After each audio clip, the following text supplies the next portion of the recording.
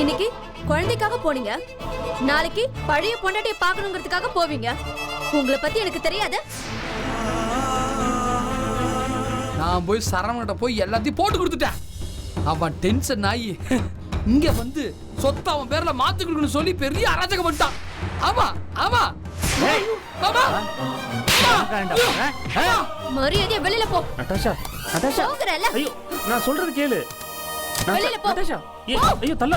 போ. ஐயோ நட்டாஷா, போடி வெளியில. சொல்றது கொஞ்சம் கேளுமா, புரிஞ்சுக்கோ. நீ சொல்றது நான் எது கேட்கணும்? நட்டாஷா, போ.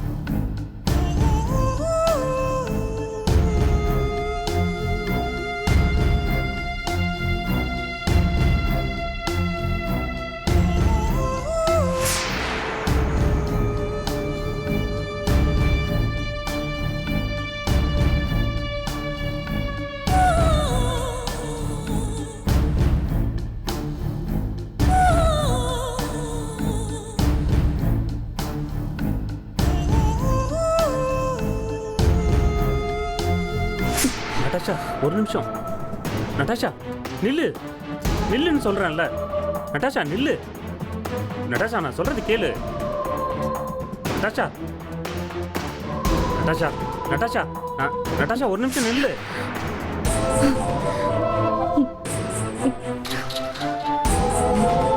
நட்டாஷா, என்ன தொடாதீங்க. என்ன தொடுறதுக்கு உங்களுக்கு என்ன அருகதை இருக்கு? உங்களை பார்க்கவே எனக்கு வெறுப்பா இருக்கு. உங்களை நான் எந்த காலத்திலே நம்பவே முடியாது. இப்ப நான் அப்படி என்ன தப்பு பண்ணிட்டேன்? என்னைய கேக்குறீங்களா? என்ன தப்பு பண்ணிட்டேன்னு என்னைய கேக்குறீங்களா? நீங்க சொல்லுங்களேன், நான் என்ன தப்பு பண்ணேன்? நீங்க செஞ்சது தப்பு தான் சரவணன்.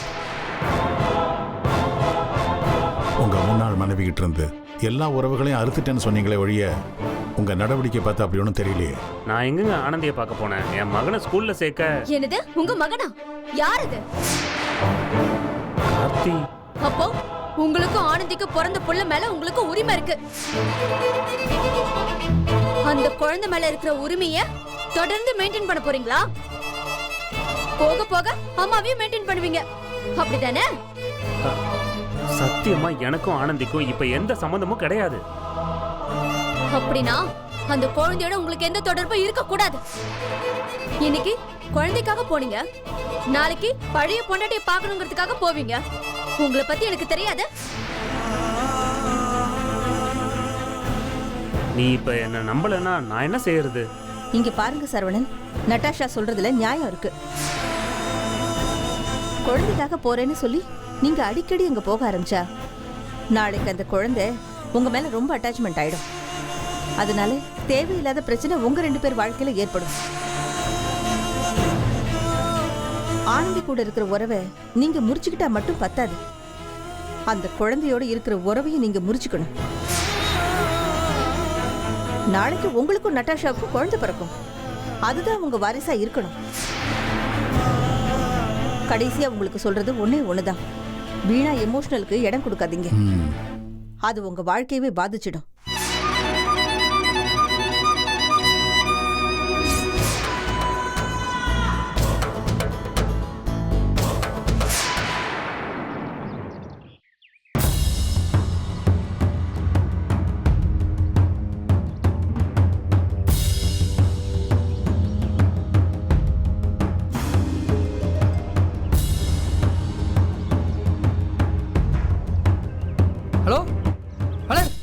நான் சுரேஷ் பேசுறேன்.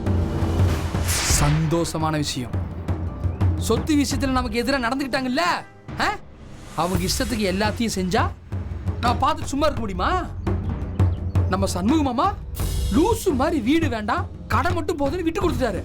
ஆனா நான் சும்மா விடுவேனா? நான் போய் சரவணகிட்ட போய் எல்லாத்தையும் போட்டு கொடுத்துட்டேன். அவன் டென்ஷன் ஆகி இங்க வந்து சொத்தை அவன் பேர்ல மாத்துக்கணும்னு சொல்லி பெரிய அராஜகம் பண்ணிட்டான். ஆமா ஆமா ஆமா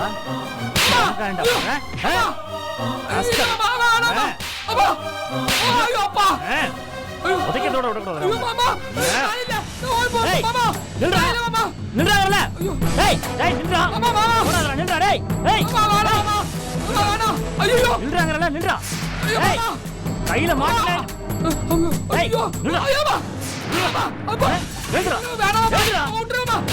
என்ன காண்டா பண்ணி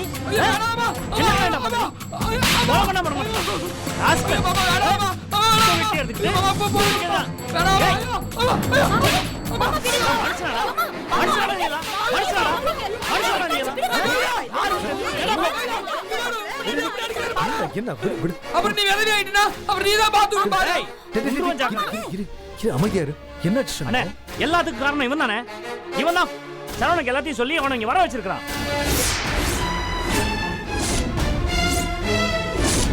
போன்ல பேசிக்கிட்டு இருந்தானே, நான் தற்செயலா கேட்டேன்.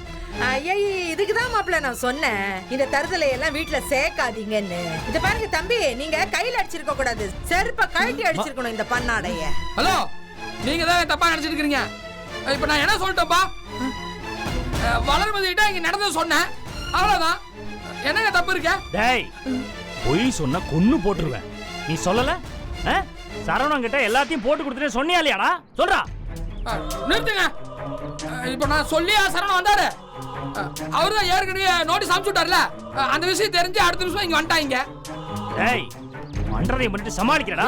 ஒண்ணு போட்டுருவேன், ஜாக்கிரதை. போடா இங்க, மரியாதை போயிடு. போடா போடா போடா. மூதேவி வருது பார், நம்ம குடும்பத்துக்கு என்ன எங்க இருந்தோ. ஐயோ, என்ன பண்றது? இந்த குடும்பத்துக்கு நல்லது நடக்கணும்னு நாங்க எவ்வளவோ பாடுபட்டு இருக்கோம். ஆனா அதை கெடுக்கிறதுக்கு எல்லாரும் என்னென்னமோ பண்ணிக்கிட்டு இருக்காங்க. இதெல்லாம் பார்க்கும்போது எனக்கு ரொம்ப வேதனையா இருக்கு. அண்ணி, ஏன் இப்படி வருத்தப்படுறீங்க? என்ன சரவணன் வந்து பேசிட்டு போனதை நினைச்சு கவலையா இருக்கா? என்ன நீ, அவனால என்ன பண்ண முடியும்? மிஞ்சி மிஞ்சி போனா அவன் சொன்ன அந்த 4 சொத்தை தானே முடக்க முடியும். மற்ற சொத்தை எல்லாம் ஒன்றும் பண்ண முடியாதுல்ல. நீங்க அதுக்கான ஏற்பாடை பண்ணிட்டு போங்க.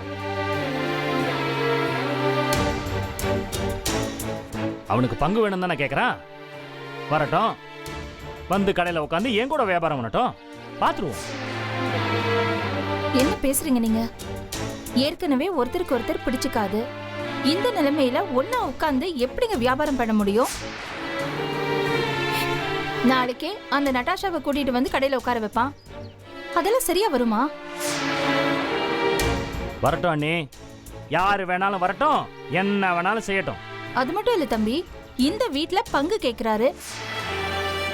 அப்புறம் அவங்க எல்லாரையும் இங்க கூட்டிட்டு வந்து உட்கார வைப்பாரு. எல்லாத்தையுமே நம்மளால ஏத்துக்க முடியுமா? அண்ணி, எப்ப அவன் வீம்புக்கே எல்லாத்தையும் செய்யறானோ நாமளும் செய்ய வேண்டியதுதான். ஐயோ ஐயோ ஐயோ, இப்படி பண்றானே அவன். இது தருத்திர என்ன துரத்திக்கிட்டே வருது. எனக்கு நிம்மதியே இல்லையே வாழ்க்கையில. ஆனந்தி, வருத்தப்படாதம்மா. நாங்கெல்லாம் இருக்கோம்ல, அப்படிலாம் ஒண்ணு விட்டுற மாட்டோம். நம்ம சண்முகம் சொன்ன மாதிரி அவன் கடையிலயும் வீட்லயும் தான் பிரச்சனை பண்ண முடியும், மற்றதெல்லாம் ஒன்றும் செய்ய முடியாது. இதையும் என்னால உடைச்சு காமிக்க முடியும். இன்னும் ஒண்ணு, தம்பியா போயிட்டானேன்னு யோசிக்கிறேன், அவ்வளவுதான். ஏங்க, இவ்ளோ நம்ம பேசினதுக்கு நாம அவன் பேர்லயே எழுதி கொடுத்துட்டு அதுக்கப்புறம் அவன் கிட்ட இருந்து நம்ம எழுதி வாங்கலாமா? யாரு? அந்த எமக்கிராதங்க கிட்டேந்தா? அவங்கிட்ட போச்சுன்னா அப்புறம் ஆனந்திக்கு 10 காசு வராது. அவ பிள்ளை வாழ்க்கையே பாழாயிட. நீ அவ இந்த நிலைமையிலையும் பிள்ளைய பத்தி யோசிக்காம சொத்தை பத்தி யோசிக்கிறான்னா அவன் எப்பேற்பட்ட சுயநலவாதியா இருப்பான். அவங்கிட்ட போச்சுன்னா எப்படி எனக்கு சொத்து வரும்? ஏனோ அந்த குடும்பம் இவன் இந்த மாதிரிலாம் செய்ய சொல்லுதா இல்ல இவனா செஞ்சிட்டு இருக்கானான்னு தெரியல. அப்படி இருக்கும்பொழுது எதை நம்பியும் அவன்கிட்ட கொடுக்க முடியாது, கொடுக்கவும் கூடாது. அது மட்டும் இல்ல, நீ இந்த சொத்துல 5 பங்கு நம்மள்ட்ட இருக்கு, 1/4 பங்கு தானே அவன்கிட்ட இருக்கு. அதை வச்சுக்கிட்டு அவனால என்ன பண்ண முடியும்? தம்பி, ஐயோ, நீங்க தப்பு கணக்கெல்லாம் போட்டுறாதீங்க. இங்க வந்தா அவனோட சேர்ந்து கூத்தடிக்கிறதுக்கு இதோ இந்த பல்பமும் அந்த வெள்ளை பண்ணியும் இருக்கவே இருக்க. ஹலோ, நாங்க சொன்னமா இப்போ? ஏய், நீ வேற தனியா சொல்லணுமா? உன் புத்தி எல்லாம் எனக்கு தெரியாதா? ஏற்கனவே அந்த சரவணன் பயலோட சேர்ந்து ஆட்டம் போட்டவளுங்க தானடி நீங்க எல்லாம். இங்க பாருங்க, சரவணா இப்ப வெளியே போய் அந்த வீரமணி கூட சேர்ந்து எல்லாத்தையும் பிளான் பண்ணிட்டு இருக்கு. இவன் மட்டும் இல்ல, அந்த பொண்ணு நட்டாஷா அவ குடும்பமும் சேர்ந்து அந்த ஆள் கூட பிளான் பண்ணி கைராசி குடும்பத்தை காலி பண்ண பார்த்துக்கிட்டு இருக்காங்க. இப்ப சொத்தை பிரிச்சு சரவணன்ட்ட கொடுத்தா அதை தூக்கி அப்படியே வீரமணிட்ட கொடுத்துருவான். அதுதான் நடக்கும். அது நடக்கக்கூடாது, அது நடக்க நாம விடவும் கூடாது. சரி சண்முகம், அவன் வரட்டும். காது குத்துற ஃபங்க்ஷனுக்கு அவனை கூப்பிட தான் போறோம். அவன் வருவான். எப்படி வருவான்? எப்படி வருவான் சொல்லுங்க. அவன் வருவாமா, சொத்துக்காகவாவது அவன் வருவான். அங்க வச்சு அவங்கிட்ட பேசி நாம அவங்கிட்ட செட்டில்மெண்ட் மாதிரி எழுதி வாங்கிடணும். இல்ல மாமா, அவன் வரக்கூடாது. என் குழந்தை காது குத்து ஃபங்க்ஷனுக்கு அந்த பாவி வரவே கூடாது மாமா. ஆனந்தி, என்ன பேசுற? அதானே, உனக்கு எல்லாமே நல்லபடியா நடக்கணுங்கிற எண்ணம் இருக்கா இல்லையா? அப்ப நாங்க சொல்றத தயவு செஞ்சு கேளு. சண்முகம், சண்முகம், இந்த பிரச்சனை தீரணும்னா நாம 2 பேரும் இதை பேசி சரி பண்ணி ஆகணும்.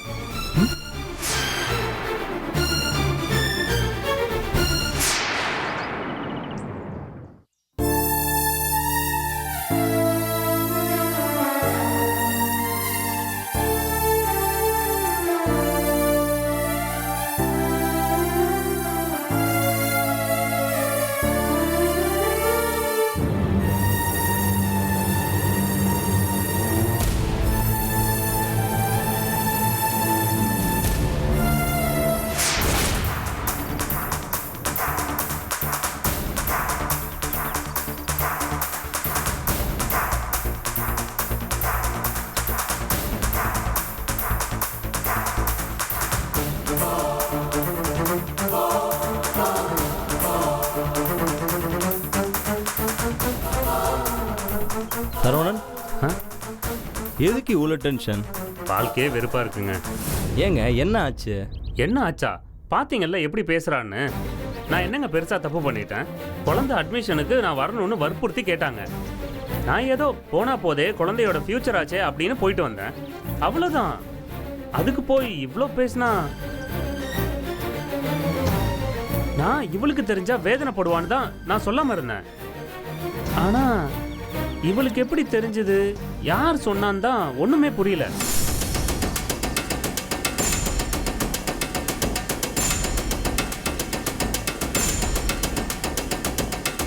அதை விடுங்க, இதெல்லாம் ஒரு விஷயமா? ஊருக்குள்ள 1000 பேர் இருக்காங்க, அதுல யாராவது சொல்லியிருப்பாங்க.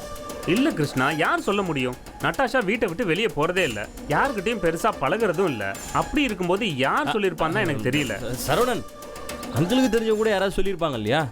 இதை போட்டு நீங்க மனசுல கன்ஃபியூஸ் பண்ணிக்காதீங்க. அப்படி இல்ல கிருஷ்ணா, அவங்க என்னெல்லாம் பேசுறாங்கன்னு பாத்தீங்கல்ல. நான் இவ்வளவு தூரம் வந்ததுக்கு அப்புறமும் அவளை விட்டுட்டு நான் ஆனந்தி கூட திரும்ப போயிடுவேன் அப்படி இப்படின்னு எவ்வளவு பேசுறாங்க. தப்பு இல்ல? ஐ கேன் அண்டர்ஸ்டாண்ட், பட் என்ன சொல்றதுன்னு தெரியல. விடுங்க, எல்லாம் சரியாயிடும். இல்ல கிருஷ்ணா, கல்யாணம் ஆனதுலேருந்து பிரச்சனை, சண்டை சண்டை. ஒரு பிரச்சனை முடிஞ்சதுன்னு கொஞ்சம் நிம்மதியா இருந்தா பின்னாடியே அடுத்த பிரச்சனை வருது. எனக்கு ஒன்றும் புரியல, ஏன் இப்படி ஒவ்வொரு தடவையும் நானா போய் எல்லாத்தையும் சொல்லி புரிய வைக்க வேண்டியதா இருக்கு.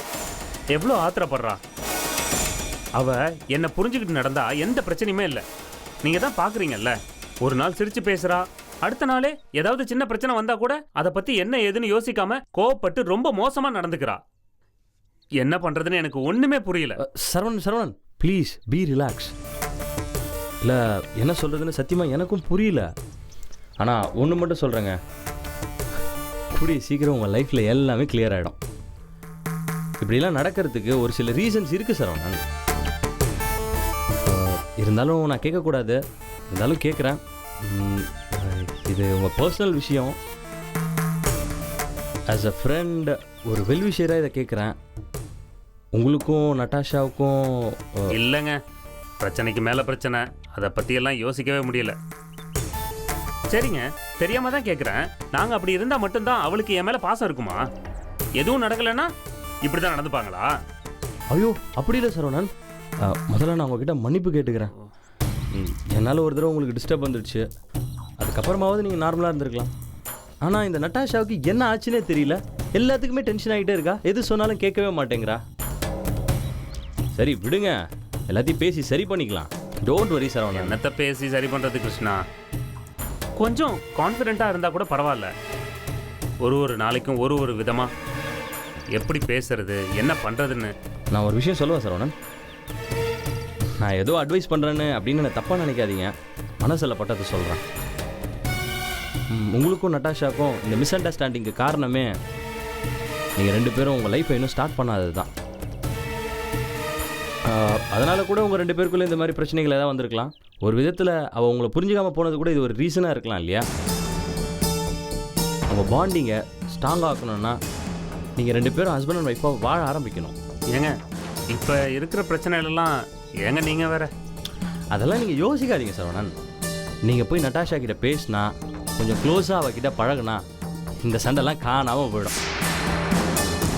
இன்ஃபேக்ட் சண்டைக்கு அப்புறம் தானே நல்ல ரொமான்ஸே நடக்கும். அதனால் எதை பற்றியும் யோசிக்காதீங்க. அஃப்கோர்ஸ் இப்போ அவள் கோமா தான் இருப்பா. ஆனால் நீங்கள் தான் அவள் கூட பேசி அவள் கூட கொஞ்சம் க்ளோஸாக இருந்தீங்கன்னா எல்லாமே சரியாயிடும். என்ன சொல்கிறீங்க நீங்கள்? ஒன்றும் எல்லாம் கரெக்டாக தான் சொல்கிறேன். நீங்கள் போய் அவர்கிட்ட பேசி பாருங்கள். Everything will be all right. All the best Saravanan.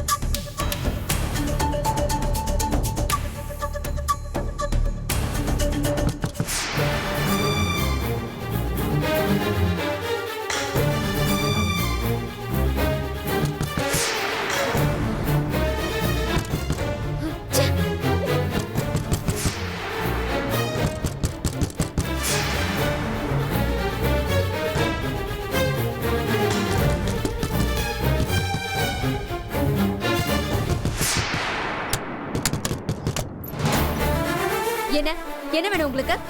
ரூம்குள்ளே வரணும். எதுக்கு நீங்க இந்த ரூம்குள்ள வரணும்? இது நம்ம ரூம் தானே, நான் வராம. அதெல்லாம் ஒண்ணும் இல்ல, நீங்க முதல்ல கிளம்புங்க. என்ன நட்டாஷா? கிளம்புங்க. நில்லுன்னு சொல்றேன்ல. ஏய், எதுக்கு நீ உள்ள வர? வெளிய தான போக சொன்ன. மரியாதையா சொல்ற, வெளியில போய்டு. வெளியில போ. ஏய், எதுக்கு இப்ப கதவெல்லாம் சாத்துற? ஐயோ, கொஞ்சம் பொறுமையா இரு நட்டாஷா. எதுக்கு இப்படி கோவப்படுற? நான் சொல்றத கொஞ்சம் கேள நட்டாஷா. நான் சொல்றத கொஞ்சம் புரிஞ்சுக்கோ. என்ன புரிஞ்சுக்கணும் உங்களை? இங்க பாரு நட்டாஷா, நம்ம 2 பேரும் புருஷன் பொண்டாட்டி. என்னது புருஷன் பொண்டாட்டியா? அந்த ரிலேஷன்ஷிப்புக்கு நீங்க ஏதாவது மரியாதை கொடுத்திருக்கீங்களா? சரி சரி, நான் உன்னை மதிக்கணும் அதானே? அதுக்கு முதல்ல நாம புருஷன் பொண்டாட்டியா வாழணும். வாட்? நட்டாஷா, என்ன பண்றீங்க நீங்க? கத்தாத நட்டாஷா, பொறுமையா இரு. நீ தானே சொல்ற நான் இந்த உறவை மதிக்கணும்னு. நாம புருஷன் பொண்டாட்டியா வாழ்வோம். அப்படின்னா என்ன அர்த்தம்? இங்க வா வா. குழந்தை மாதிரி பேசாத நட்டாஷா, கொஞ்சம் புரிஞ்சுக்கோ. சீ, என்ன மனுஷன்டா நீ? வெக்கமா இல்ல உனக்கு? மரியாதையா வெளியில போ. நட்டாஷா, நட்டாஷா, போங்கறல. ஐயோ நான் சொல்றது கேளு. வெளியில போ. நட்டாஷா, ஐயோ தள்ள. போ. ஐயோ நட்டாஷா, போய்டு வெளியில. சொல்றது கொஞ்சம் கேளுமா, ஏய், புரிஞ்சுக்கோ. நீ சொல்றது நான் எது கேட்கணும்? நட்டாஷா, போ. நட்டாஷா, போ. ஏன் இப்படி பண்ற? இரு நட்டாஷா, தயவு செஞ்சு ஒரு போடு. நிமிஷம் நான் சொல்றது எதுவும் கேளு. பேசாத, போ. என் கண்ணு முன்னாடி நிக்காத, போ. உன் முகத்துல முழிக்கவே எனக்கு வெக்கமா இருக்கு. என்ன நடாஷா, என்னாச்சு? சொல்லவே அசிங்கமா இருக்கு. நட்டாஷா, ஏன் சொல்லக்கூடாதா? நீங்க கேவலமா நடந்துகிட்டத நான் சொல்லக்கூடாதா?